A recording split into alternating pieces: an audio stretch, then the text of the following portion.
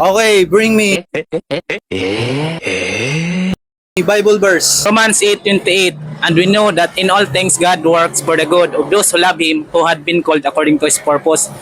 Jeremiah 29:11. For I know the plans I have for you, declares the Lord. Plans to prosper you, not to harm you. Plans to give you hope and the future. Jeremiah 33:3. Call unto me, and I will answer you and tell you great and unsearchable things you do not know. So dyan sa mga verse na yan, ano yung katulong sa'yo? Romans 8:28.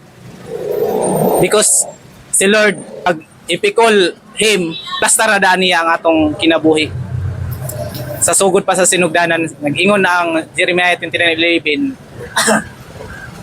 Gikuanta niya diri sa kalibutan, dili kung ingon na pasakitan. Pero we suffer kay according to His image, according sa iyang will, we suffer nga sama sa iyang naagihan. So karon, ug musafir ta kuan ginato nga do na poy kanang kauswagan ug madaogon kita sa atong kinabuhi if we follow Him.